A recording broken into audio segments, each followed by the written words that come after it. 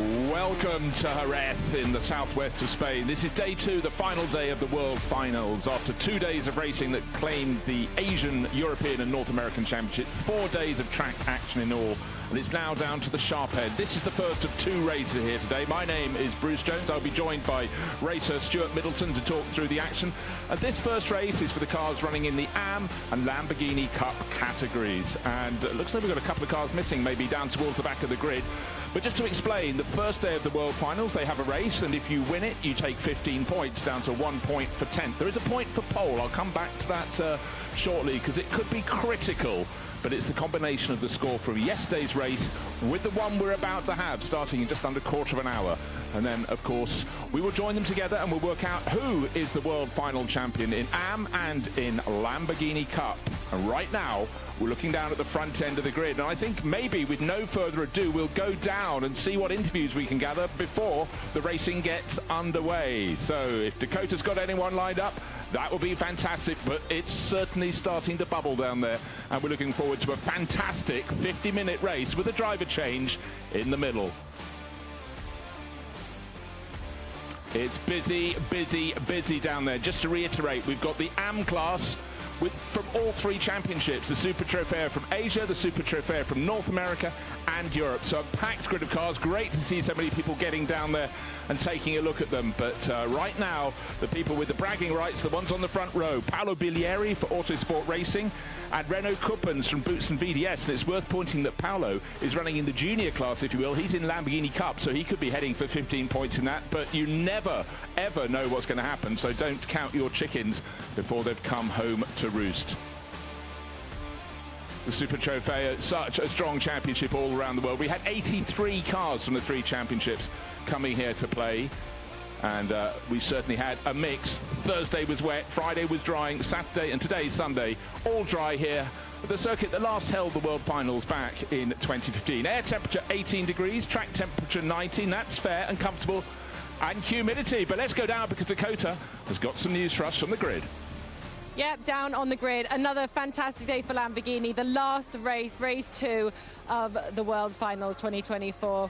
I'm down on the front row of the grid. Slightly different conditions today. We've got overcast, not as windy as yesterday, thank God. I'm just going to quickly grab an interview with Renaud, obviously race winner yesterday. Renaud, race winner yesterday. Today you're starting on the front row of the grid. How are you feeling? Yeah, that's a good opportunity for me. I will try to push at the beginning. And we will see if the race is without or with a safety car, because that changed a lot. And after we will see, but I'm sure I will push a lot. Obviously yesterday a lot of people received penalties, so it's very important to have a clean race. What do you think? Yeah, it's also the reason I stopped to pass the leader yesterday when I saw the yellow flag, and it was the good decision. Good luck for the race, thanks. Yeah, Renaud Kuppens, fantastic race yesterday for Boots and VDS. So he's got 15 points in the bag. I mean, if he can win today, that'll be 30 and be insurmountable. He will be the AM World Finals champion. Other side of the front row, it's a Lamborghini Cup class car. The code's on the windscreens, by the way. Top left-hand corner of the screen as we look at the cars from in front. Green flash, a green triangle means AM, and blue for Lamborghini Cup. So take a look at that through the course of the race. Dry conditions. And for a lot of these drivers, particularly those racing in the Asian series, slightly to the North American as well, they're very, very accustomed to having these Hancocks, getting them to work on enormously hot circuits, 50, 60 degree track temperature. Harder here, it's 19 degrees. It will rise a bit through the day, but they've just had to learn through how to get the best out of their rubber. But let's go back down, because Dakota is super busy at the front of the grid. Yep, I'm down on the second row of the grid with Glenn McGee and obviously Anthony starting in the car. Glenn, yesterday was quite a good day for you. P2 finished. You know, today's going to be another tricky day. How are you feeling? I'm feeling good. Tony's going to start for us. He's been on it. I think I called yesterday that he would get the lead for us. I think we got it for a moment there and lost it with no fault of Tony's. He drove awesome. The race was really fun to watch, actually. When I got out of the car, I was screaming at the TV screen when he made the pass. But today's good. I like that we have the inside. I think we've got a fast guy in front of us, but that's, you know, I think Tony can hang on to him, maybe pass him. But I'm happy to, if he just hangs on to him and gives me a good car with good tires, I think we can make something happen. I didn't ask Tony, but do you think he'd be ready for one question? Sure, ask him. Tony, obviously you got the inside today, which is much better. As Glenn said, you drove awesome yesterday. Are you feeling confident about today's race? Well, kind of. You know, you're here, it's time for the big day, and we're just going to go all in and see what happens. You can't force this race because everyone's going all in. So if you go all in and they go all in, well then you're going to be out in the kitty litter. So we're going to play it smart and keep it on and hope for the best. Good luck. Thanks. Just looking into the cockpit there, Tony McIntosh, starting on the second row of the grid. He's got a little map of the circuit, and the first thing he's aware of is that little run from the grid, where they're sitting now, up to the first corner. It's very short indeed. We have a rolling start, so these cars will go on a formation lap, but as they get up to that first corner, being on the pit wall side for the cars that qualified first, third, seventh, fifth, seventh, etc., then it's a really tricky corner. Right, let's move back, because Shota Abkazawa, last year's Lamborghini Cup champion, has been cornered by Dakota. Yep, I've moved on to the third row of the grid now, and with Shota, he's been fast all weekend. Obviously, yesterday he received a penalty, so didn't quite manage to win the race. Let's see how he's feeling today. Shota Kakdeila, how are you? Everything good, everything good. You know, yesterday I get the penalty, and now I have focus, concentrate 100% for the results. Look, you got some really quick guys in front of you. Are you going to be following in their footsteps? Yeah, but anyway, we are also quick, and we will try to make maximum what I do. Spasiba, thank you very much. Good luck. So Shota Abkazawa starting from 5th on the grid in the Lamborghini Cup class. Sorry, 6th on the grid. He's the outside of row number 3. Good to see the fans in. They poured in yesterday, and there's as much action on the track as they can fit in, but also the paddock is chock full of the most desirable Lamborghini road cars and some very special racers as well. Stuart Middleton joining me. You're a man who's done a lot of racing in Lamborghinis. Right now, I know you're new to commentary. You'd rather be down there, wouldn't you, in a car? I can say this for sure. I mean, for me, it's the easier job's being down there on the grid and in the car. Yeah, believe me when I say it's not as easy as it looks doing this game. So, yeah, full respect to you. I wasn't fishing for a compliment. There's Holger Harmsen. He's had a great run this weekend in the European Championship, and he's actually the points leader because he won the Lamborghini Cup yesterday. He's got 15 points in the bag. There also is a bonus point for Pole. The second-ranked driver in Lamborghini Cup is driving 186, John Hirschberg from 40 Racing from the USA, and he's a little bit further down the grid. But let's go down, because Dakota is working like a demon down there. Dakota. I am 11th row of the grid this time, so I've made it all the way almost to the back. Well, it's pretty much in the back to the middle of the pack. And with Holger Harmsen, won yesterday's race in LC. Holger, won yesterday's race. You're quite far back today. What's going to happen in the first corner? In the first corner, I tried to overtake 2 or 3 cars before. And then I have to take care of my car. And then I'm focused on the next corner. Look, we saw yesterday that it's very important to stay and have a clean race. Are you going to be focusing on that as well and maybe not taking so much risk? Yeah, you have to be concentrated during the total race. Depending to yesterday, 2 times I had really big luck, and the rest was full concentration. Let's hope good luck to get a video. Thank you, Dakota. Thank you. Good luck. Thank you, and well done for moving from the front few rows all the way down to row 11. Just worth pointing out, we got 15 and a half rows of cars here today. Now, Alfredo Hernandez Ortega, a Mexican driver, races in the European Series, but he picked up the points for 3rd in Lamborghini Cup yesterday, so he's got those in the bank, but he's got 50 hours of race, 50 minutes of racing between now and then, with a pit stop in the middle. He's one of the drivers driving solo. We'll touch on the format of the pit stops later on, but another car that picked up some good points yesterday with the Privitellios, father and son crew, but they're starting right at the tail of the grid, so very different entity. You've got these 2 classes, and they have to remember who they're racing against. It's not always the person next to them. They could be in the other class, but that sort of sorts out. And then the pit crews, Stuart, you've raced in this championship. They have to just keep you aware of who's around you, don't they? Yeah, I mean, you've always got your engineer sort of giving you feedback on the radio and just letting you know sort of what the race situation is. So, I mean, yeah, if you're trying to fight for your class win and there's guys in front who are in a different class, I mean, you know, it's not really necessary to push and risk anything at that point. So, yeah, for sure, the engineers will be keeping the drivers in check. Right, we were promised bright sunshine for today, but we'll take dry weather. It's actually increasingly dark to the west of us, but the flags are limp. We should be fine for a dry race throughout. The race has not started. This is merely the formation lap, and the driver of... OK, Stuart, you're in one of these cars. You're on a formation lap. You know next time around it's a rolling start. How do you work this lap? What process are you going through? So first of all, you're thinking, right, I need to get this car ready to race, so really need to be pumping the brakes as much as possible, transferring the heat from the disc of the brakes also into the hub, and then into the rim of the wheel. So it's just trying to heat up the brakes, the tyres, everything. Well, that's what's going on. Let's run you down the order. Paolo Bilieri starting first, and he's in a Lamborghini Cup car. We'll have to remember that. Renaud Kuppens, yesterday's winner, second on the grid. Then Garrett Adams from the States, good grid position for him, third. And Tony McIntosh, a fellow American, will be starting alongside him in fourth place. Another American, David Staub, in fifth for Precision Performance Motorsports. And Shota Abkazava, last year's World Cup champion in Lamborghini Cup, starts in sixth. Seventh place, talented French racer Laurent Ergan, and Chinese racer Huilin Han, who spends his time racing in Europe by and large. He's with Target Racing. Row number 5, it's now, is it father son Adrian or Andre Lewandowski? I think it's Andre starting. He's the father. Tony Bullock alongside car 112 from the States. Pier Giacomo Randazzo, penalties cost them big time yesterday, but he'll be in the reckoning in 66. And Fu from Thailand starts alongside. Then Sam Shi in 13th position, and the fellow North American Series racer Dominic Starkweather alongside. Going back to row number 8, Ashton Harrison alongside Nick Grote, who's this year's North American Lamborghini Cup champion. He's looking for glory in this race as well. Adrian Kunzel, MLT Motorsports, and Holger Hampson, who's got the 15 points in his pocket already for winning the Lamborghini Cup yesterday. Then Oliver Framuth, the German racer, and Cyril Salai, 19th and 20th on the grid.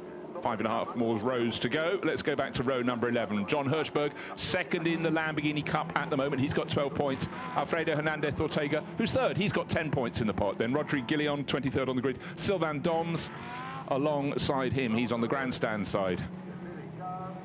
Jujing Song and Johnson Huang, two drivers from the Asian Series, also running in the AM class there. They're on row 13. Then the Zairalo brothers starting, well, one of them will be starting 27 on the grid, and the other will be taking over. Then Luciano Privitello, the father, will be lining at the back of the grid, just behind Lucas Valcre, who I skipped past. So, right, the job at race control is to get the start absolutely right. We'll wait for the cars to come around turn 15. It's the final corner. It's quite a broad left-hand hairpin, which makes it relatively easy to come out 2 by 2. But the race director, Mr. Monaravin, there is just waiting for them all to come around the corner. You don't want the people at the back not to be able to see the lights on the gantry. They will be red, and the drivers be focused. If you're on the right-hand side of the circuit, you're going to be on the inside corner of the corner going into turn 1. Slight uphill, slight rise into that corner, quite a tight corner. So far, people have behaved very, very well indeed. Let's hope we can keep it that way. Let's hope we can run a race without a safety car. But around this circuit, we've had push, we've had shove, and we've had consequence. And that has led to safety cars. And certainly if you pull clear,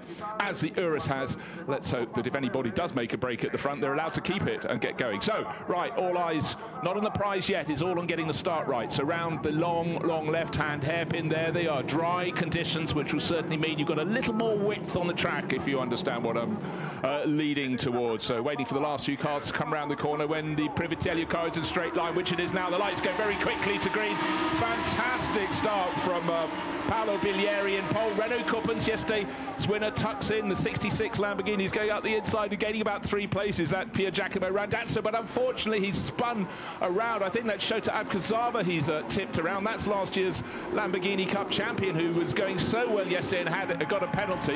This is the view from Paolo Bilieri. Where's the competition? It's all behind you. So neat and tidy, but a little bit too much ambition perhaps from that white and blue Vincenzo Sospiri Racing entry. Oh, and it's got damage, and it's in the background of your shot from that contact, and I'm afraid Randazzo, with bodywork rubbing on his front right tyre, that's going to be over and out for them, because there's no way by the time you've limped home, Stuart, you can do anything about that. Yeah, I think with how that bodywork's been damaged, I don't think they're going to be able to fix that, to be honest. I mean, yeah, you can always pull out the good old duct tape and have a go at it, but I think it's just bent in a way that it's always going to touch the tyre, so yeah, it could be game over for those boys, unfortunately. Yeah, well, the message saying start under investigation, well, that is just standard procedure. They always in race control will play it back, but there's no doubting the fact the front two drivers got away very nicely. Our pole starter, Paolo Bilieri, the car with the silver and blue livery, sitting comfortably ahead of Renaud Kuppens, and already they're starting to eke out a bit of advantage only over Tony McIntosh. This is Shota Abkazava, the car that was hit at the first corner by Pier Giacomo Randazzo. He's coming around. Can't see because of puncture. I can't tell if it's sitting level, but again, he's going to park that one. And we heard from him on the grid saying, I just got to concentrate. right. There was nothing he did wrong there. He was the ball that was hit. Yeah, nothing you can do in that situation, and just really, really unlucky. You know, you play everything right, do what you've got to do, but unfortunately you cannot control what's going on behind you. You certainly can't. And just in terms of this race, we talk about our race leader, Paolo Biglieri.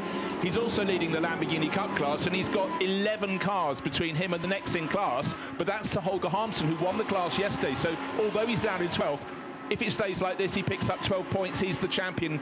We've got plenty more mileage between now and then, however. But Paolo Biglieri is doing a fantastic job. He's going to hand over at the pit stop to Petar Matic, his teammate, who must be going, stay out there as long as you can. You're doing really well. Renaud Kuppens, who's tucked in behind, he's one of the solo drivers. So he'll get to do the entirety of the race. But you know what? He's starting to... Well, he's got to have his own battle. He's aiming off the leader. Let's just go down, because 66 has made it back to the pit lane. What can you see, Dakota? Yeah, we can see that the whole right side of the car is up in the air. They are desperately working to fix it, so obviously they're going to still give it a good go. They've changed one tyre as well, the rear right, so let's see if they continue. That looked like my parents' car when I returned it to them once. Not that it looked like a Lamborghini, alas, as a boy. But anyhow, so Paolo Biglieri leading away. Let's take a look at the replay at the start. Look for the white car that's gaining about 3 or 4 positions, and it comes up into the first corner. And that was Pier Giacomo Randazzo, and the car he hit was last year's Lamborghini Cup champion. And the consequence for Randazzo was a car that was damaged as the bodywork was rubbing on the tyre, and the problem for Abkazava was also that his pace was abated. He was spun to the back end of the field. So I'm sure the stewards will look at that. And yesterday we had cars going back in the race just to keep practicing ahead of this race in case they'd had any troubles in that first one. But today, not so much reason for that. Right, the first three: Paolo Biglieri, Renaud Kuppens, Anthony McIntosh, then Adam Starb, Hergon Lewandowski, Fu from Thailand, Han and Shi. They're the top 10. Ashton Harrison just tucked in behind in 11th. Then Holger Harmsen, second in the Lamborghini Cup, running in 12th overall. Right, the race is going to settle down a little bit now, one would think. It's getting darker and darker, the sky out there, but humidity sitting at 80%. I think we might just scrape through. Laurent Hergon, I said I really quite fancy his pace, and he's right in the battle there, fighting with the bright yellow car of David Starb. Fastest lap of the race to him. At this point, Stuart, you'd actually expect the fastest lap to be our race leader. Yeah, I mean, it should be in theory. Just having that clear air in front of him, he's not, you know, worrying about kind of trying to go offline and try and sort of create his own line. So yeah, you'd think Biglieri should have the fastest lap, but yeah, I mean, Hergon down in 6th, he's doing a really good job in that case. Yeah, but now he's bottled up a bit. I mean, we are talking differences of only a tenth. Let's talk things that are round and black. The Hankook race rubber, oh, there is poor Shota Abkazava, spun round at the first corner, deflated right rear tyre, and not as deflated as the driver, quite clearly. Round black things, the Hankook racing rubber, you can't just pound around and around on it without consequence. Talk about the sort of fall off you get around the circuit. It's one of the most critical elements. Whatever your starting grip is, how much may you still have at the end, and how you get to that end. Yeah, so I would say it's the most critical thing you've got to think about as a racing driver, to be honest. Because, yeah, I mean, it's tempting to just go absolutely 100% every lap and treat it like quali. But if you do that, then, you know, you start losing the peak of the tyre very, very quickly. So you've got, like, a certain window of kind of a grip level as such where the car's at its peak. And once you start pushing past that, you're going to start finding it's understeering a lot more, quite twitchy on acceleration especially. So, yeah, I mean, these guys will make the most of the maximum of the tyre now, but still they have to just try and eke it out as long as they can and try not push over the limit as such. Now, what I'm trying to read is the situation relating to that in that battle for second. So let's take a look at the start again. Very clean from Paolo Biglieri and Renaud Kuppens. Pole moved ahead across the nose of number 2, so that's fine. Kuppens, okay, thought it was all fine. Look for the white car coming up the inside. He passes 2, 3 cars, and the metallic blue car, Shota Akwazawa, had nowhere to go as Pier Giacomo Randazzo. His ambition got the better of him, but we said it's a tight first corner. It's amazing how Akwazawa, the field sort of parted either side of him, and have another look from a higher up angle, and a few other cars actually nearly got damaged, including I'm trying to work out which the black one was that really got shoveled to the outside, but everyone else from the back of the grid. And there was Luciano Privitello at the back going through, Dory Donovan at the back getting through. Oh dearie me. Right, car number 3, Andrei Lewandowski now has the fastest lap, and he's all the way down in 7th place. But what I'm just starting, actually that's a very impressive fastest lap, 3/10 faster than the next best one. But I'm just looking at the pace of the front runners. I have this concept that Renaud Kuppens in 2nd place has worked out he can't depose Paolo Bilieri for the lead.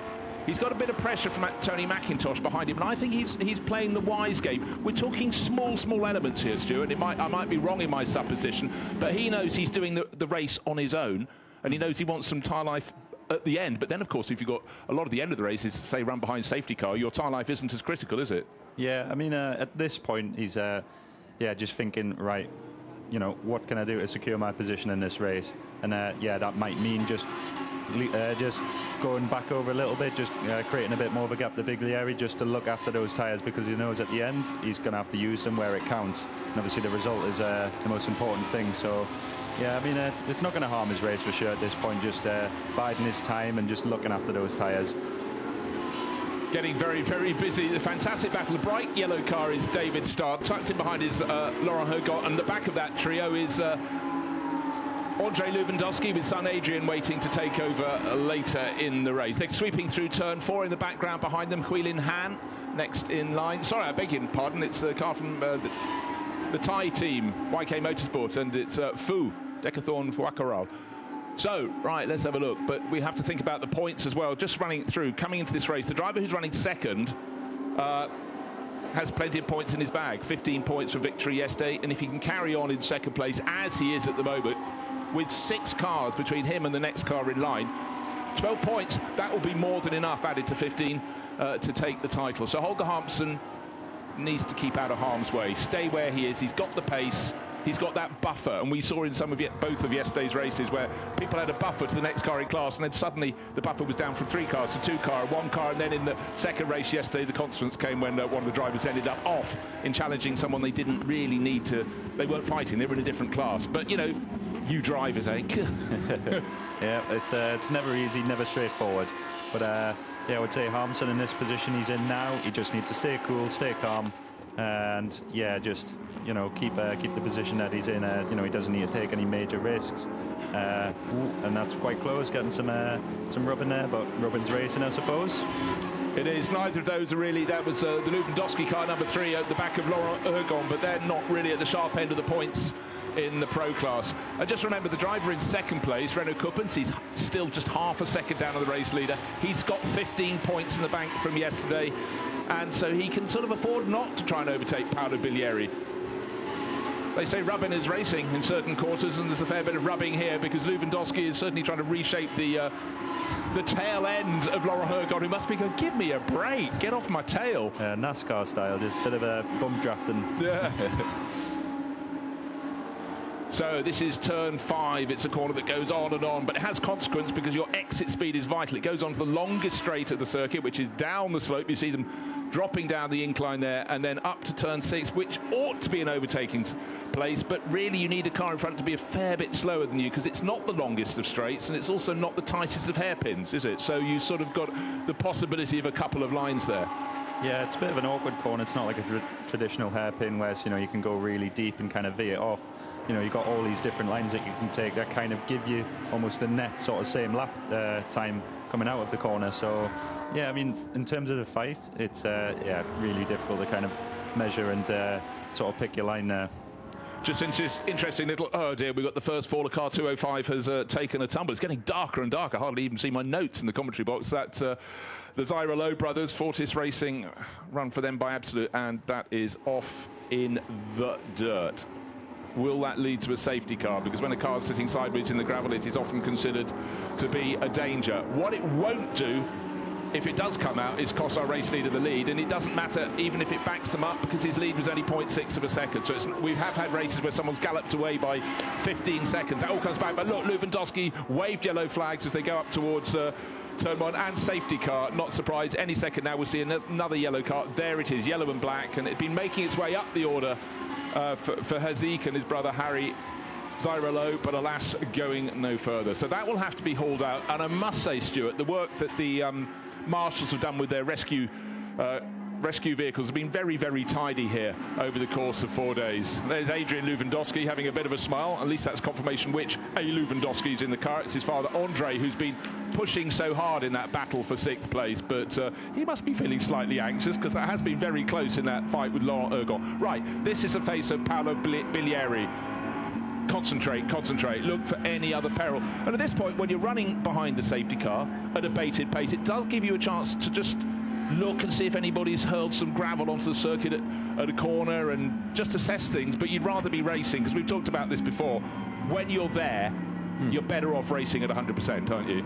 Yeah, I mean, once you get the rhythm and, you know, you've got that sort of pace going, it's a bit of an odd one going behind the safety car, because then you think, all right, I've got to reset, get back into the rhythm.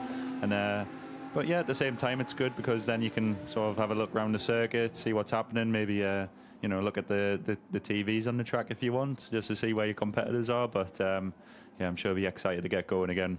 Yeah, when you have giant screens, it always entertains me in athletics events when they're looking up, when they're running around a 400-metre track in a stadium where they can see where the attack's coming. No attack at the front at the moment. We're behind the safety car. The race is 50 minutes in all.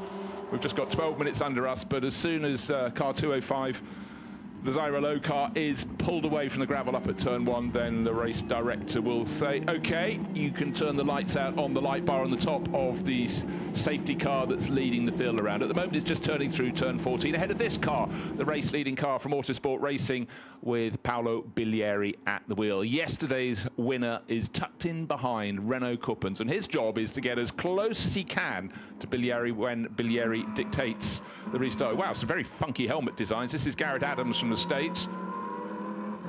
Yeah, looking very cool there with the shades on as well. That's a new one for me. Never seen somebody do that before, but fair play. I tell you what, though, I hope they're very, very pale shades, because it's quite dark out there. I know our commentary box has got darker windows, but anyhow. But again, just doing those sort of nervous little things, just cinching your belts a bit tighter, just something to keep the focus, I think, and keep you feeling as though you've got an element of control of what's happening. Yeah, the adrenaline's pumping. You know, you're just trying to keep yourself busy, try and, you know, keep yourself in the game, and, you know, you just got to do whatever you've got to do to keep that. Right, so we saw Adrian Lewandowski on the pit wall, and he's been captured. He's been caught by Dakota. Yep, I'm down here with Adrian Lewandowski. Obviously, but you must be nervous watching your dad in the car. He's obviously a very well and experienced. He's even a world final champion. So how are you feeling? Well, I'm feeling okay. Like today we are racing, unfortunately, just for win in this single race, because yesterday we got a penalty and we fall down to 20th position or something. So today we are driving just for fun and maybe try to go on the podium on a single race. And now he's doing pretty good. I mean, he advanced to position, I think. Yeah, and we will see. We had the pace because he has the fastest lap of the race. So we will see. We will see how it comes. The battles have been really close for your dad, obviously, for 6th place. But for yourself, is it you who coaches your dad or your dad who coaches you? I mean, no, for sure. The dad coached me because he's driving already more than 10 years. I started 3 years ago, so for sure he has much more experience than me, and he's coaching me. And who's faster? I mean, for now, he is still faster. But I hope I'll try to do my best in future to change that. Good luck for the rest of the race. Thank you very much. Thank you very much. Good to hear from Adrian Lewandowski. Right, safety car in this lap. That's the message at the bottom of your screen. So this field really needs to get nose to tail. It's spread out a little. There's Holger Hampson, who's second in the Lamborghini Cup class. He's risen to 14th place. That puts him 13 places behind the car that's heading for maximum points in class, the car that is leading the field around. But because he took victory yesterday, he's got those 15 points in his pot. So if he stays where he is, he'll be absolutely fine for the title. But ifs and buts, and we've still got 35 minutes remaining. Pit window opens in just 4.5 minutes time. But here we have Paolo Bilieri leading Renault Kuppens and Tony McIntosh round the final corner at the restart. The safety car period, I'm not going to say the first, hopefully that's the last in this race, is out of the way. Let's see what happens on the run to turn 1. But a good start from Bilieri. Just got enough clear air between himself and Renault Kuppens. And in behind there is Andre Lewandowski, car number 3, right on the tail. And Tony McIntosh has a look and only just pulls his nose back out from behind Renault Kuppens. You know what I'm saying? Renault just needs to stay in second place, doesn't need to worry. He's got 15 points. He could say that he have 15 points and gravel rash and fury if there's contact. Yeah, so many different things happening at once, and obviously, you know, you're thinking it's the last race of the season. You know, why not go for sort of the best result we can get? But yeah, at the same time, you're thinking, hang on a sec, you know, we've got a shot at the world sort of title here, so yeah, it's tempting to go all out, guns blazing, try and go for the win, but... But it's actually, Stuart, it's very unusual. Quite often world events, you know, you go through quarterfinals, semi-finals, and it's a one shot at the world title. Here, you have to nurse a good result in race 1 through race 2, so it really gives another sort of angle on the jeopardy there. You know, otherwise if you make a move you could be out, but actually if someone's got some good points in the pot, they've just got to defend them. They've just got to, you know, let a few through if need be. They've got to suddenly become quasi-mathematicians in a way. Yeah, absolutely. You know, obviously the goal of this event is to try and win the world final, so yeah, to do so you might have to just sacrifice a little bit and sort of put your sensible head on. Yeah, well, Shota Abkhazava's back in the race. Remember, car number 75 was spun around on the opening corner of the first lap. He's 2 laps down, but, you know, knowing Shota, he's a racer, so he's back out to see what can happen, what he can do. He has got some points in the pot. He's got 6 points. And that won't be enough to win the world title in Lamborghini Cup for a 2nd year running, but, you know, he's out having fun now, frankly, because he was not to blame for that first corner incident. Nose to tail, looking for any movement at the moment, but a fair degree of status quo. Andrei Lewandowski still has the fastest lap of the race. And looking at Cyril Salai there, car 72 tucked in behind him. That's Lucas Valkyrie, who's made fairly good progress, actually. He started penultimate position in the grid, so Valkyrie making progress for DL Racing. Now we've got a potential sort out. David Starb, 3 wide. 3 wide, Adrian Lewandowski on the outside, and that means the man being squeezed in the middle was Laurent Hergon, and then wheel in hand thought he could, no, so beg your pardon, that's Fu, the Thai driver, and then a big contact in evasion coming out of turn 5, committed. And that was a full rodeo ride, and then almost put the car through the gap in the barriers. And you know, really often in things like this you get an innocent party just trying to take evasive action, and it ended up with them hooking a wheel over the gravel and going for quite a ride there. But back onto 4 square onto the track, and just looking to see, well, that was quite a moment. I thought the big moment was it's Tony Bullock, and he was put in the gravel yesterday. He'll remember the world finals at Jerez, not with too much fondness, but hopefully he is all fine. Obviously I'd like to see them get back out of the car and do that very American thing actually of waving to the crowd that I'm okay, because that's a signal we all want to see. But innocent party caught up in the sort of chain of events. Safe full course yellow has been thrown as the leaders of the field. Still Paolo Bilieri from Renault Kuppens, from Tony McIntosh, Garrett Adams, David Starb and Laurent Hergon. Sam Shee moved up a place in that sort out ahead of Andrei Lewandowski, because 3 abreast between turns 8 and 9. You were breathing in, I was breathing in, and Laurent Hergon couldn't breathe in enough to make his car narrower in the middle of that pack. Let's take a look. This is the moment I'm talking about, and the black car in the middle, push from the left, push from the right. David Starb was just trying to get his car back onto the track, and then making a charge to go for a gap that could have opened in front of them, and Detchathorn going for a rotation round there. Detchathorn Fouakarawal races under the name of Poo, but it's what happened in the background. Shota Abkhazava was suddenly clipped by Tony Bullock, who got really quite high off the ground, and then he somehow managed to slide across the track without being collected by anybody else. So we'll sort of thank the lucky stars. This was the car that I think might have even been clipped. They're looking at the tail of that. That was coming out of turn 5. When you got your head down, you're trying to get as much acceleration as you can. Yeah, bodywork's missing a little bit at the left rear there. Can't see if the tyre's down, but it quite possibly is, but it could be bodywork rubbing on that. But I think that was quite a save there. But yeah. Just hearing thank you, Dakota. Pit window has been delayed by 3 minutes because it would have just opened 20 seconds ago. So Shota Abkhazava not in for a regular pit stop. So his race has been chock full of incident, and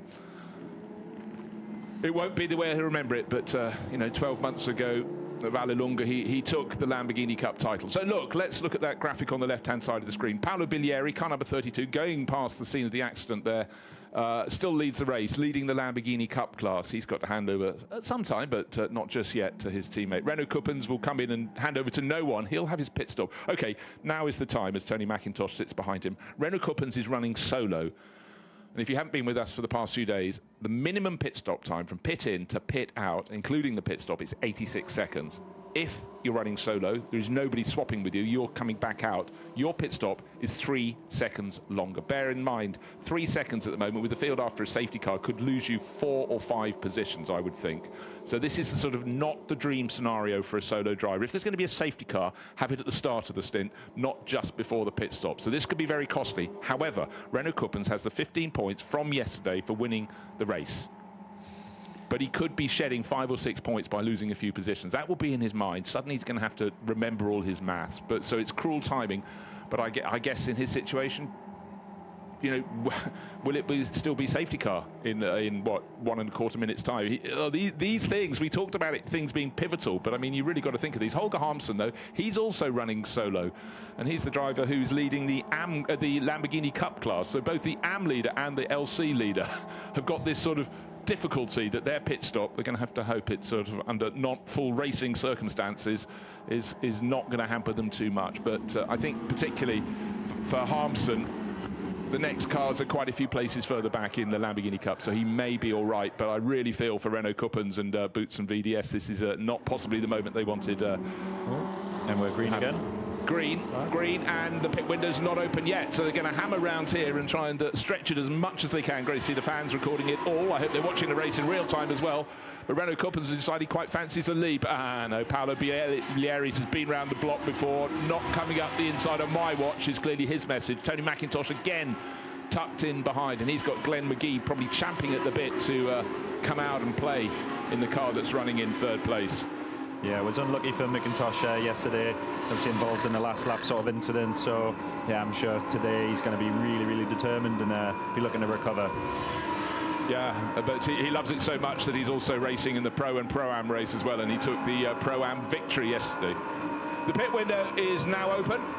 We'll see if there are any takers, but clearly the cars that are riding around the track at the moment, blasting down to turn 6, some might come in this time around, but the ones that have drivers who are doing the race solo have really got to think, is now the time, or will it be beneficial for me to come in towards the end of the pit window? So we'll have to watch and wait. For Paolo Biglieri, he'll be handing over the race-leading car to Petter Matic. The front three have been absolutely evenly matched. Tony McIntosh has now decided, I want to gain a position. But yesterday we had a few collisions just before pit stops, and let's hope there's no repeat today. Yeah, if I was in Kuppens' position, for sure, I'd be wanting to extend this stint as long as possible. Try and get some clear air, let Biglieri get out of his way, and just try and extend a bit of a better gap and just bang in some fast lap times to give himself a buffer.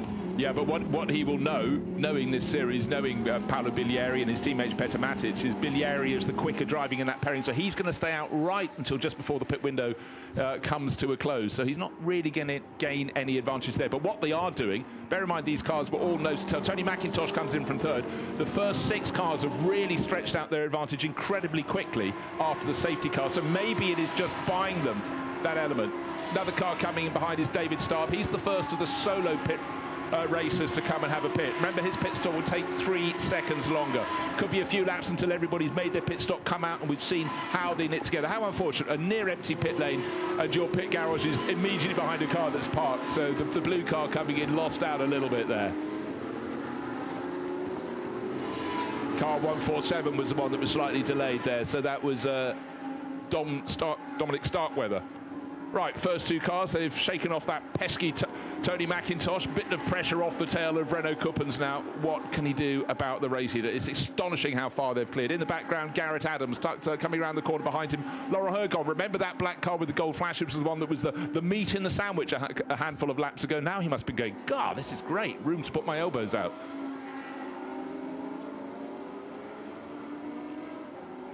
Front runners looking totally in command of this race. One actually senses, I think Renault Kuppens is a tiny bit faster at this point in the race than Paolo Biglieri, but we're talking nanoseconds here.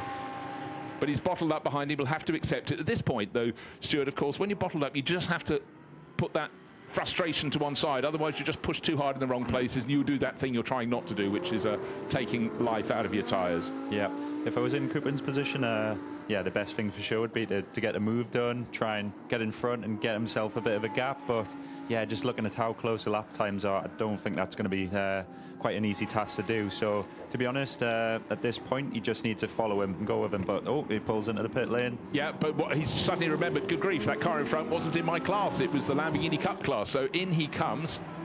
He is the lead AM runner in AM. He was the winner of the race yesterday and therefore took the 15 points in the AM class. So we will see. But his pit stop, as I've said before, will be 3 seconds longer than those are the pit stops of rivals who are running 2 driver lineups. And only after the pit stops will we see. But I must say, since that safety car, they nearly found those 3 seconds. So he shouldn't fall too far down the order. This car, though, with the pink flashes, has made its pit stop. Glenn McGee's taken over from Tony McIntosh.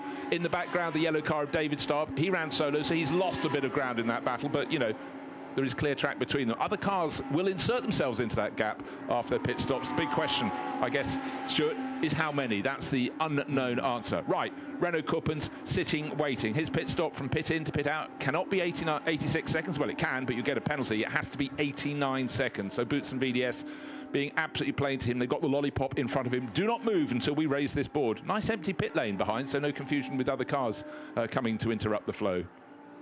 And bear in mind, the pit stop window still has just under 6 minutes remaining because it was delayed by 3 minutes because of the requirement to clear Tony Bullock's car that had that crazy ride out of turn 5. Right, Glenn McGee, well, the language is there to be seen. He's pushing, he's pressing very quickly indeed since he's taken over from Tony McIntosh. He is aware that car was third before the round of pit stop started. Will he get past Renault Coppens? Coppens' pit stop, he's coming out of pits. Yes, he will. That's the visual on what 3 seconds looks like. 3 seconds extra at standstill, and second has become third. However, this is yesterday's winner. If he can run to the end of the race third on the track, which might actually be, well, it depends if Matic's car that he'll take over from the lead of the race comes out, you know, can match this pace. But he's heading for either the points for second or first in AM. That would be more enough because he took yesterday's victory. So he doesn't have to do clever maths now. And the good thing for his, he didn't get other people coming out in front of him. That was what he was concerned about. Right, Holger Harmsen coming in from second place in the Lamborghini Cup class, coming in from 7th, but he was running about 14th before the pit stop. That's because other cars have made their pit stop. Waving to his pit crew. Ice cream with 2 flakes, please. Yeah, very relaxed, hand out the window, just easy as you go. I mean, like we were mentioning before, I'm guessing the team's already been onto the radio just saying, look, if you just continue doing exactly what you're doing, you've got this title in the bag. So yeah, he's looking quite relaxed, and rightfully so. And I think, you know, not wanting to put the commentator's curse, once you've got past the tricky element of the pit stop and the timing of that relative to safety cars, it's a much simpler battle. You sort of know where you are, and it's either going to be your own idiocy or someone else's over-enthusiasm that might lead to anything untowards. And Holger's been racing for quite some while, so he's a wise head, and he knows these cars very well indeed. So I think that the first hurdle was the start of the race. The second hurdle is getting through the pit stops and getting back out onto the track. Yeah, he's definitely climbed the mountain now, and he's basically just walking back down it now. So yeah, he's definitely on to the easier part of the job. So yeah, just keep cool and carry on. But just not yet. Waiting for the signal from his GT3 Poland crew. Right, out on track. Paolo Biglieri continues to pound around, waiting for him to pit. If you look at the graphic, any car that has a pink background to its number has made a pit stop. So the first 10 are the ones that haven't, and that still includes Paolo Biglieri. But those who have served their pit stops, the one we're looking at now, car number 169, Glenn McGee, out on the track, bangs in the fastest lap so far. So he's out there with a purpose. We could see it from the second he got out there. Yeah, I was just looking at the language of the car, just the weight transfer and everything, and yeah, it looks like he's really pushing on there, using every little bit of track he can. And yeah, I mean, look at that, he's all the way on the white and blue curbs, especially turn 1 as well. I noticed he literally took every inch he could of track, so it's good to see. He's really, really fired up for it. Okay, let's do the maths on this one. Yesterday, the car that's now leading, McGee and McIntosh, put 12 points in the bank. If they finish where they are now, they'll put 15. That'll get them on to 27. Yesterday, Renault Coppens put 15 in the bank, but if he stays in second place, he'll get 12. They'll be equal on 27 points. There they are. It's almost as though no one else is in the track. So this is a massive moment for Coppens. He's got one job to do, that is to catch and pass Glenn McGee, who's got the reverse job. He's got to stay there. But the fact he's banging in fastest laps means it's going to be one for the mathematicians. And what you do on this count back goes back to how many class wins you had in your regional Lamborghini championship. And McIntosh and McGee, I haven't flicked down to look, but I think they had 6 class wins, which is more than Renault's had. So it will go, as so many world finals have before, down to the sort of the paper trail to one tiny point at some point in the season. But there is another element. There's a point for fastest lap. Yes. Or an award for fastest lap. So we're going to need someone very good to be sitting on top of the points as they stand. In the Lamborghini Cup class, Paolo Biglieri just waiting to see. He's served the pit. Here he comes into the pit stop. He's backed it off. And that means Petar Matic will be standing in the pits, helmet on, gloves on, just nerves bouncing around inside him, waiting to take over. But I do feel that he wouldn't have the pace of a Glenn McGee or a Renault Kuppens when he comes out. I'd like to be wrong. I may be wrong. Shotav Gazava is going to go back in the race. Bear in mind, that was the car that was spun at the first corner of the race, came back very slowly to the pits, was 2 laps down, came in with damage after being hit in that incident out of turn 5, and still wants to go out and play. So clearly you can tell what his hobby is at the weekends, and there it goes. Interesting, there's a little wet patch in the pit lane. I think it was a little bit more overnight rain, but the track completely dry. Now this is Holger Harmsen, who started this race with the maximum score already in his hands. That was for 15 points for winning the Lamborghini Cup yesterday, and at the moment he's running 3rd in class. That should be enough, because nobody else has got enough big scores in their hands. John Hirsch, well actually no, I tell you what, John Hirschberg picked up the 12 points yesterday. We'll see where he comes back out. If he comes out behind Harmsen, then that's easy for us. If he comes out ahead, then it'll keep us on our toes, and we'll have to be mathematicians. So still cars coming into the pit lane. Pit window will close in 10 seconds time. And cars number 13 and 3, that's the Lewandowski car, which is 3, and car 13 is the Schumacher CLRT of entry of Stefan Guerin and Laurent Hergon, under investigation at the moment for full course yellow possible infraction. So sort of keep an eye on that. But easiest thing to keep our eye on is the battle at the front of the field, and just trying to see what is happening, McGee relative to Kuppens, and the answer is that the American racer is pulling clear. He's now in the lead of the race by 2.7 seconds from Renault Kuppens, so they're already heading to the world of countback. A little bit of something lying in the track there. You don't want to be picking up on your tyres. Now, Petar Matic, car number 32, that was the car that Paolo Biglieri started from pole, and he's got plenty of pressure. David Starb right under his tail. Just news from the pits, Dakota? Yes, the 32 has a broken alternator, Paolo Biglieri just told me. Oh, okay, right. So when the second driver gets the car, they've already got tyres that's got a little bit taken out of them, but if you've got something that's no longer charging the car, broken alternator, that is a factor, and you've got to nurse your way around that. Someone who's not nursing, or nursing more like a full-on heavyweight boxer, Glenn McGee, pulling clear. He's got the fastest lap of the race, or he did. Now Stefan Lemeray, who's just hopped aboard, one of the second drivers, has gone out and lapped just that little bit faster. I'll tell you what, actually, about best part of a second faster. So Lemeray's flying, and he's sharing with Rodrigue Guillon, who started some way back. That's the car from CMR, but that's car number 27, bottom end of the top 10. But Glenn McGee's got one job to do, and he's doing it beautifully at the moment. Oh, is there a suggestion that his rain is coming? Certainly the sky got darker. It's lighted up again, though. I'm an optimist by Mina, but look at that super slow-mo replay. Sliding on Thursday, you didn't want to go near those curbs. It was wet, and even as the track dried, you wanted to stay clear. But now Glenn McGee knows full well they're fully dry. He's going to take the shortest route from turn 11 to turn 13. Thank you, Dakota, just letting us know that the umbrella was to show there's a small sprinkle of rain coming. Oh, I like a twist in the tail. Right, here's Renault Kuppens. He's pressing on, but he's in second place, but he's falling back from Glenn McGee. The best part of 4 seconds down now. If they finish as they are, unless I'm missing something in the rule book, they're on 27 points apiece. Yeah, this is going absolutely right down to the wire here, and like I say, it's going to be down to the guys in the office to sort it out. Laurent Hergon in third place, number 13. Well, he's got a 30-second time penalty. He was one of the cars for overtaking. It looks like his front bodywork on the front right-hand corner is a little bit not how it left the pit lane to start with. So, but of course, he was squeezed in the middle of the two cars. David Starr on one side and Andrei Lewandowski on the other.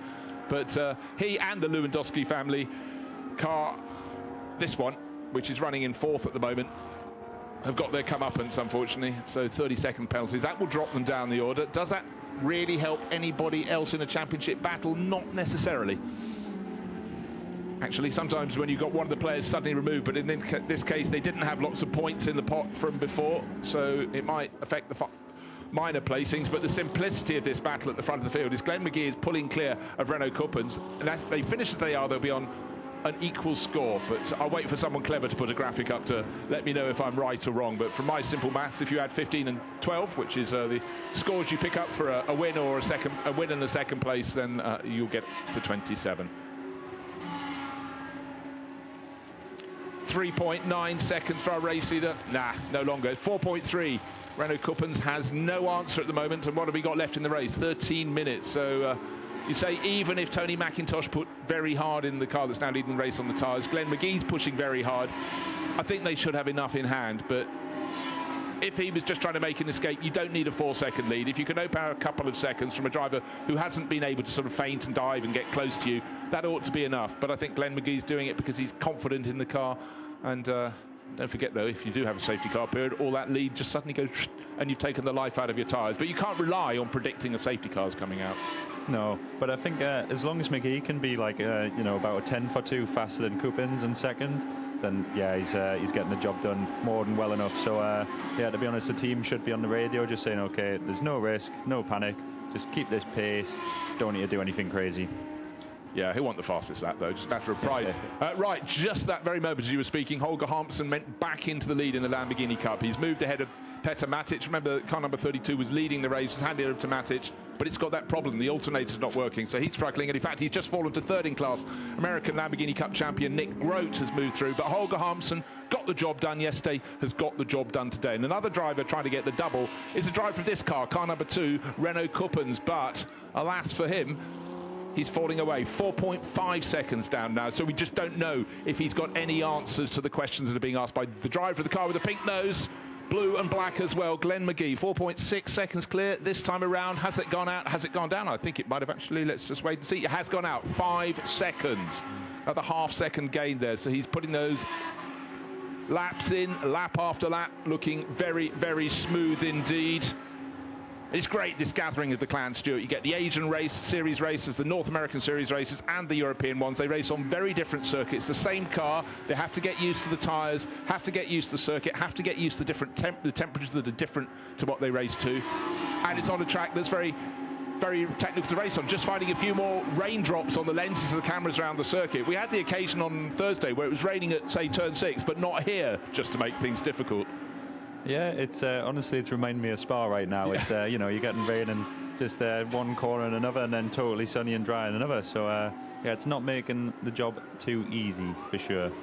Right, fastest driver on the track is in the background of the shot. It's Stefan Lemeray. Lights flashing. The car started by Rodrigue Guillon. Just couldn't quite get the run there to go past 147, which is Dominic Starkweather. But he has the fastest lap in his hands at the moment. If he could get past Dominic, who's running in 7th place, then he's got to find about 3 seconds to get the next car, which is David Starr. But it's within his remit to do that, because Stefan Lemeray, very experienced, always been quick, pushing and programming, but it's all about places. Right, let's just run you down the top 10. Glenn McGee, all the cars in the top 10, by the way, are AM runners. Glenn McGee, Renault Kuppens, Laurent Hergot. Oh dear, we've got a faller. Car 251 off into the litter, and that's Vincent Tai, racer from Taipei, and his car from Arrows Racing going no further. Now, remember what I said? If you get a safety car, it can lead to a lead being compressed. 5-second lead for our race leader, Glenn McGee, and unfortunately for Vincent there, yeah, safety car coming out the background of the shot. You can see the light that's shown on a gantry to the drivers, and clearly spinning the wheels now. Just, okay, going out of turn 4, so far so good. Coming into turn 5, where did it go? Oh, yeah, just a big snap on entry. Quite an unusual place to lose the car. Yeah, because wonder if he had a problem. Yeah, you do, because I mean, I thought he might have been unbalanced going across the curbs at turn 4, but he seemed absolutely fine. And then often drivers run, well, we saw yesterday a few people running wide on the exit of turn 5. That was almost before the entrance to the corner. But safety car, 9 minutes left on the clock. Safety car, a little bit of rain in the air. 142 has gone for a rotation as well, so maybe it's slightly more wet than we're realising. A 142 is Adrian Kunzel for MLT Motorsports, but he will get going again. But oh, that's between turns 11 and 12. There's not a lot of space to reverse there. Oh, dearie me, dearie, dearie. Right, safety car, waved yellow flags all around the circuits. Glenn McGee's lead has been halved already and will be coming down to about half a second when the safety car picks up the field. And then he'll have to control the restart. Hopefully, Vincent Tai cars can be removed ASAP. Safety car at the moment is just trying to work out who's in front of. I think it's in front of Garrett Adams. Yeah, that's right, because that's the car running in 5th place. David Starb's in behind. Petar Matic, the car that led away from pole in the hands of Paolo Bilieri. We heard from Dakota that it had an alternator problem. That has just pitted. And what that does, that actually promotes a few more people further up the order in the Lamborghini Cup class, but it's still being led by Holger Hampson, who's running in 12th place overall, and if he stays there, he's absolutely fine for the title for the Lamborghini Cup class. As it is, our first 2 runners at the race, Glenn McGee and Renault Kuppens, will end the race on 27 points apiece, and then it starts going to the mystery world of countback. Just looking as well, the safety car's just trying to get ahead of a few of these cars, try and pick up the leader.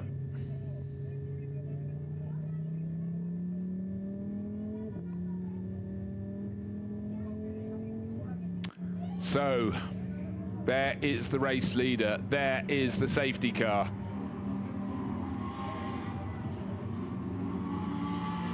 Oh yes, if I can read my notes, thank you. And now I have just been reminded why I can't read my own notes. Actually, if they finish as they are, Renault Kuppens will take the title because he had pole for one of the races. Of course he did. He got pole today, not the outright pole, because the Lamborghini Cup car was on pole. So thank you. As it is, there's nothing the race leader can do, because if Renault Kuppens stays there, Glenn McGee will end up 1 point short. Vincent Tai's car is still stuck there, so yes, apologies everyone, you get an extra point for pole position, and indeed that is what Renault had today, masked by the fact he was second on the grid, but he was first in the AM class. And it looks so Vincent Tai is waiting to be towed away, but the clock continues to count down. So, oh gosh, for Glenn McGee, no wonder, well, he was just streaking clear. What he wants is Laurent Hergon to maybe jump past Renault Kuppens, and that can happen now because we got the safety car. Before, Hergon was about a second and a half behind. He will close right onto the tail of Renault Kuppens, and for the Belgian driver Kuppens, he's going to have to sit there and think, right, I've just got to defend into turn 1, because I don't know how long. We haven't had any message yet saying the safety car is in, and we've just seen Vincent Tai's car is still sitting in the gravel on the entrance to turn 5, so it's going to be another lap, maybe 2, and then we may even run out of time. Hopefully at least the cars will be released for one final racing lap, but don't panic, but certainly your desire for the safety car to withdraw depends on where you are sitting in this queue. So for Renault Kuppens, he'd be quite happy for it to stay there to the end, because the pink, blue and black car in front of him with Glenn McGee at the wheel, that's heading to a combined tally of 27 points, but by dint of taking pole for today's race, Renault Kuppens could lift the title in the AM class, AM World Finals champion with 28. Let's see, what have we got? 5.5 minutes or so remaining in the race. Still running behind the safety car here at Circuito de Jerez.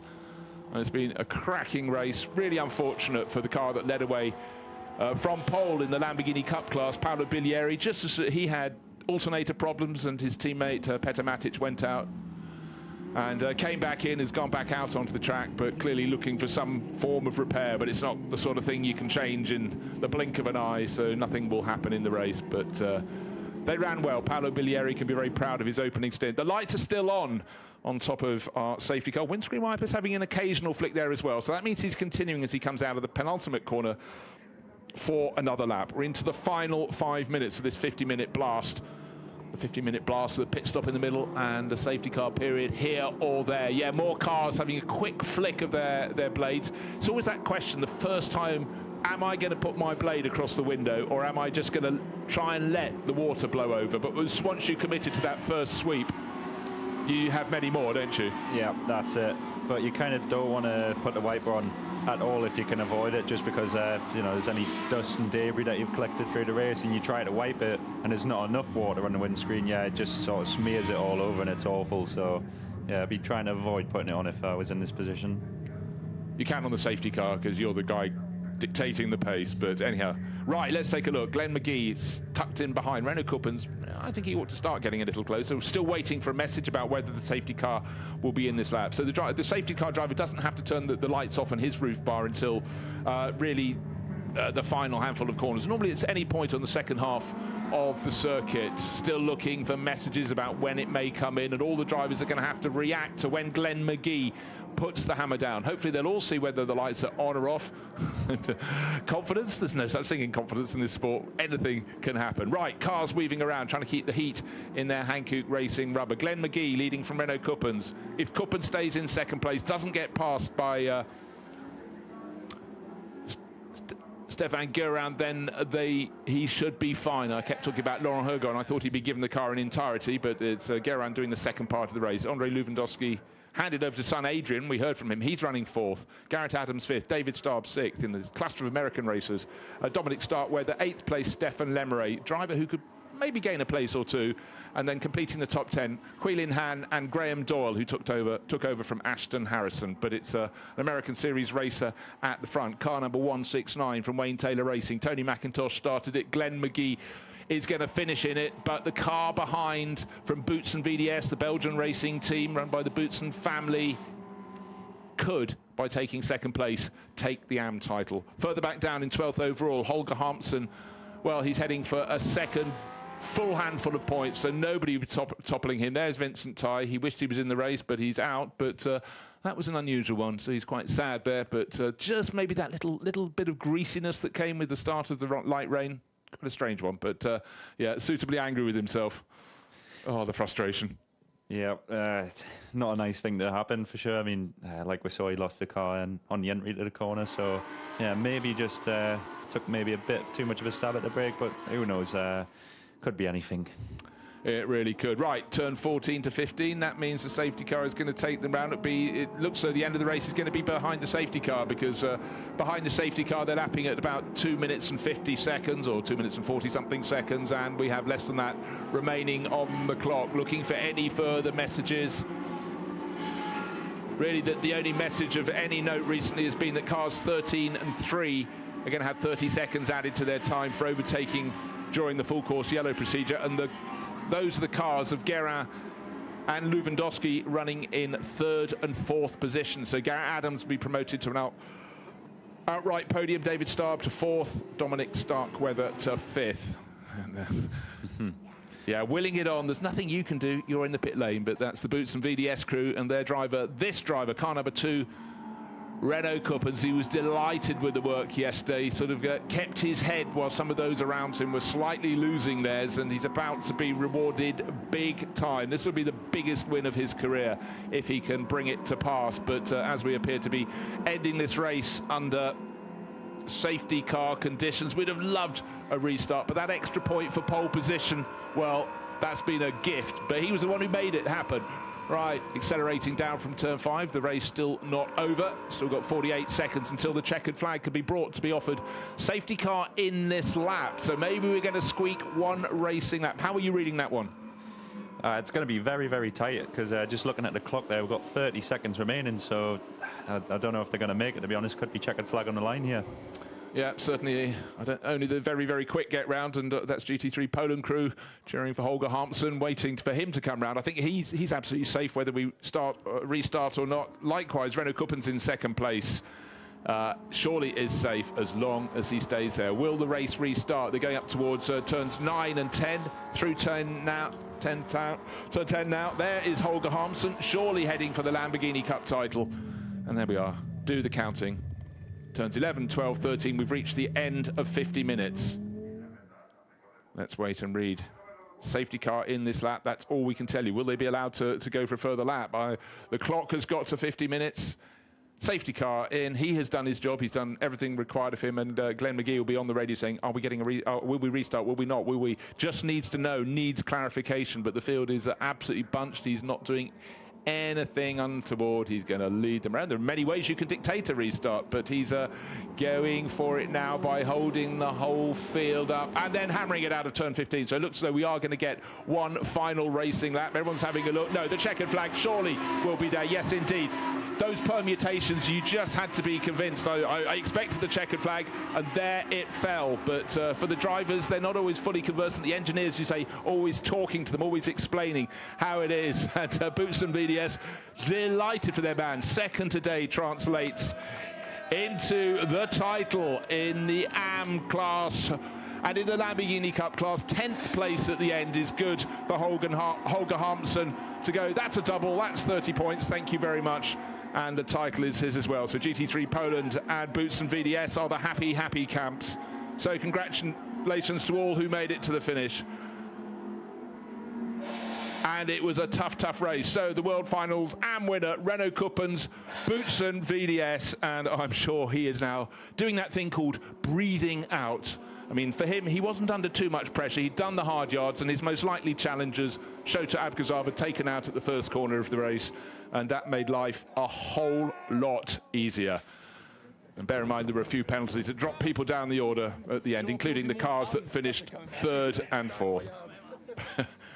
Incroyable, indeed. A lot of pressure. And as we said, Stuart, that if it's a one-race final, everything's clear, but having to nurse an advantage through another entire race where you could be used. But our winner for the World Finals of 2024 in the Lamborghini Cup is Holger Harmsen. He was delighted yesterday to be on the podium, and I can't bear to think what he's going to be like today. He'll take off like a rocket, I think, and it's great to see people, they're racing as a hobby in something like the Lamborghini Cup, but it means so much, and, you know, to deliver and sit on a world stage, it's phenomenal.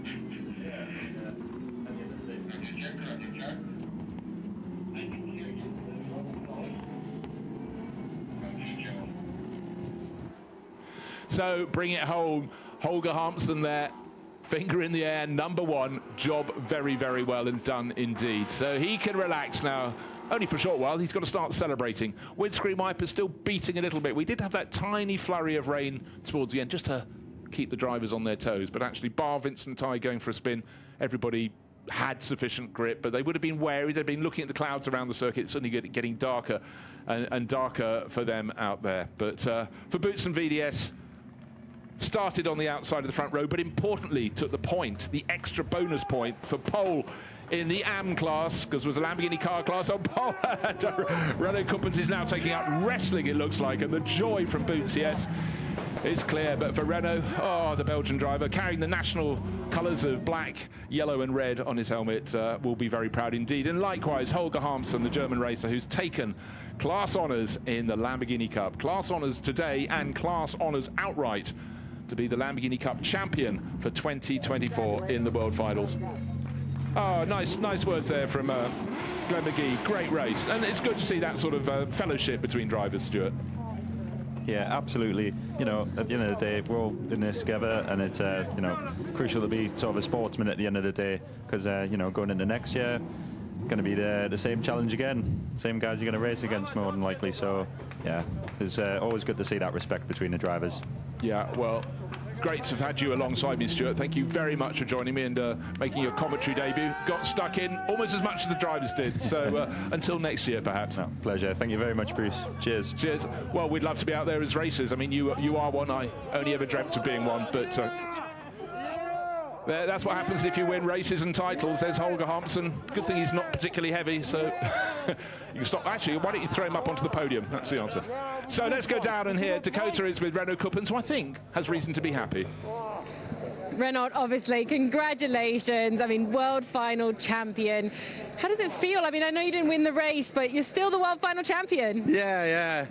Oh, I was so happy, but I managed with the other driver, because I calculate all the race, because I know with the pole position I had 1 point extra, and I was so happy. The car was really good today, and I can continue to the same rhythm at the beginning, and so happy for the team, for everybody. Yeah, really good. Oh gosh, did you say you were doing the calculation in the car while you were driving around, thinking, am I going to win? Am I going to win? All the time, and I know during the safety car, the two guys behind me, had 30 seconds of penalty, and yeah, it was better, but I was a little bit scary about the restart, but finally it wasn't. No need to be scared anymore. Thank you. Congratulations. Thank you. Job well done. There's enough pressure on a racing driver without having to be a mathematician as well. But Boots and VDS, they've been there, seen it, done it, and it's a title for them as much as for him. But the joy for Renault Kuppens clear to be seen and heard.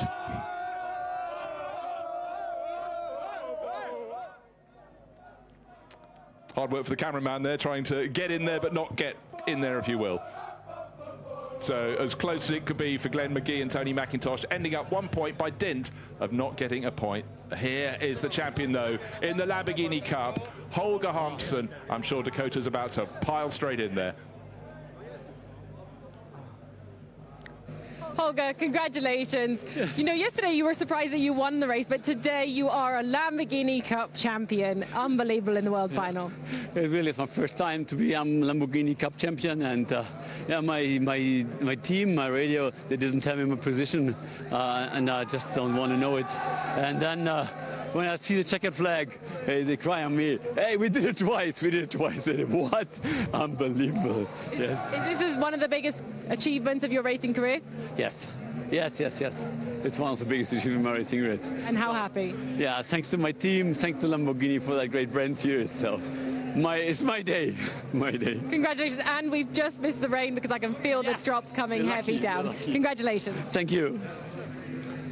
Well, there we are. You don't have to explain how happy Holger Hampson is and putting another level on his career. And success like this only fires you to come back and do it all over again. But the day belonging to two solo drivers, Renault Kuppens, who took the AM World Finals title, and just diagonally behind him, car number 90, the driver of that, Holger Hampson, champion for 2024 in the Lamborghini Cup. So let's take a look at those final positions. The race was won by Tony McIntosh and Glenn McGee, and they ended up 1 point short in the final reckoning. They were clear by half a second after that race ended under safety car, but Renault Kuppens sitting in second place. That was enough for him to take the title by dint of gaining the extra point for pole position. Great run from Garrett Adams to finish in third. David Starb likewise in fourth. Dominic Starkweather, a trio of American racers. Then Stefan Lemeroy pushing on, moving up to sixth place at the end, showing with Rodrigue Gillian ahead of Huilin Han. Graham Doyle and Ashton Harrison in eighth position.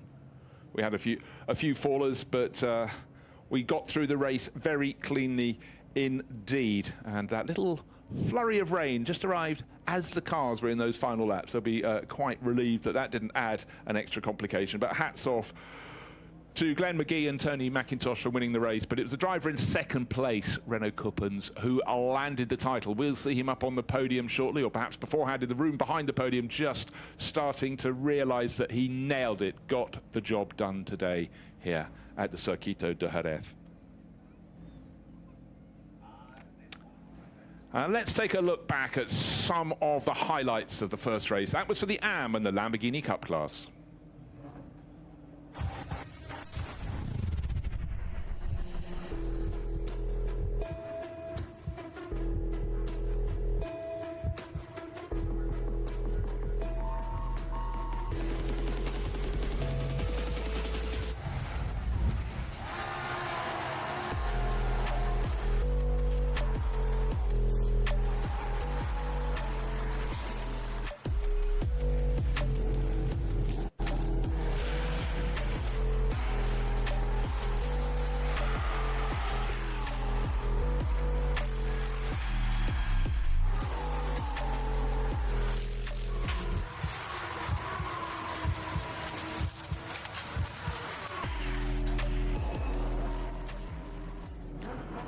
So the drivers being corralled to move upstairs from the pit lane, where they're busy celebrating, up to the podium above. And it's not just the results of this race that we'll be celebrating, it's of course those two champions that have been crowned. We've still got to have the race for the Pro and the Pro-Ams, but right now this was the ground that was shared by the AMs and the Lamborghini Cup racers. There they are in the room behind the podium, double-checking the results on the screen. But the Holger Hampson and Renault Kuppens, they know the outcome of their races. Second place was enough for Holger Hampson to take the AM title, and victory in his class in 10th place overall was enough for the driver we're behind, Holger Hampson, to nail his as well. He's Lamborghini Cup champion and the AM champion as I mentioned, is Renault Cuppens. There's Garrett Adams talking to Holger. He had a great race, the American racer, car number 107, entered by Answer Motorsports.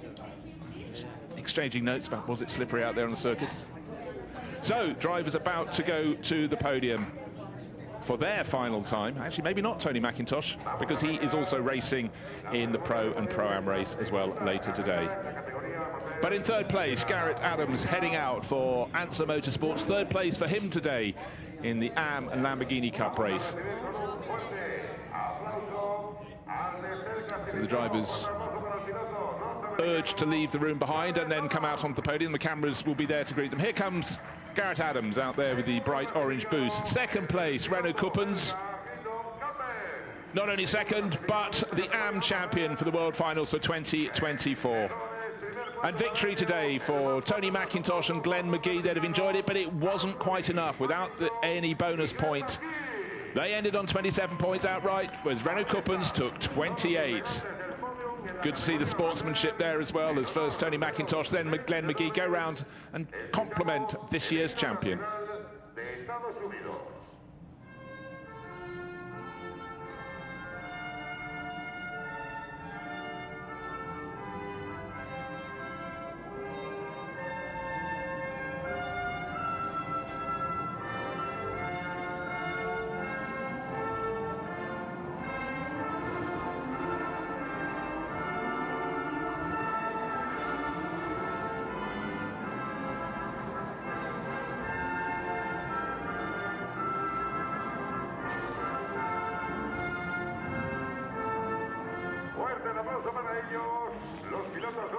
So as the strains of the Star-Spangled Banner slide away, celebration on the top step for Tony McIntosh and Glenn McGee, who gave it their absolute best shot and just came up 1 point short of the AM title for 2024 in these Lamborghini World Finals here at Jerez. So out come the trophies. And there's a very happy man receiving from Francesco Cresci. There is this year's champion. That is Renault Cuppens. I think that smile is going to be there for quite some while.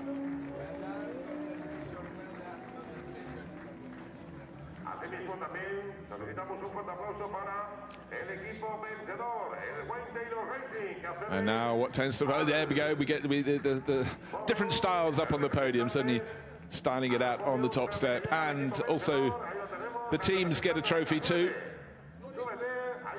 The winning team always gets a trophy to go. Well, it's a way of getting them in the middle of the shot, meaning they're the ones that don't get a bottle of champagne, but they may receive it from the drivers around them who've already seemed to have plans. So there we have the top 3 finishers in the first of the 2 races at the second and final day of the World Finals for 2024 here at Jerez in southwest Spain. The flags there, 3 American drivers of the 4 up on the podium. That's their flag. And there's the podium. Tony McIntosh, Glenn McGee, first in the race today, just edged out in the championship by Renault Cuppens. Second place with that extra point for pole position was just enough for him to be the title winner this year. And Garrett Adams, a good run to third place. The team chief runs away without getting a drenching. He had that very nicely planned indeed. It's champagne time on the podium here at Jerez. Glenn McGee stays to get a shot in the face, but good race, very technical race, and the drivers had to think about the points all the way to the finish, but Renault Cuppens got the job done. Victory yesterday, second place today, but by dint of that 1 point for pole position, this car that he drove to the finish is brilliant. But Glenn McGee and Tony McIntosh ended up on top, racing beautifully today, but this car, their car, just wasn't quite enough, and there it is. They end on 27 points, 1 point behind Renault Cuppens, with Helian Han coming home third overall with 12 points. Giacomo Randazzo and Stefan Tribudini with yesterday's points. They went out of the race on the first corner today, ending up down in 11, equal with David Starb and Rodri Gillian and Stefan Lemeray. But it's Renault Cuppens who takes the title. The points shared all the way from 10th down to 5th, but it was that to first down to 10th, but with that bonus point for pole, that was just enough for Renault Cuppens to take the AM title. So the second podium, the drivers will be coming out onto the podium. They are coming out onto the podium. And in third place, it was Luciano and Donovan Privitello, father and son team. Second place, North American Lamborghini Cup champion Nick Grote, and on to the top step, Holger Hampson. He has had the most remarkable meeting. He is the Lamborghini World Final champion, and he did it the easiest way of all, the best way of all. Let's not bother with maths. Let's win the class in both of those races. 2 wins for him and the Lamborghini Cup title.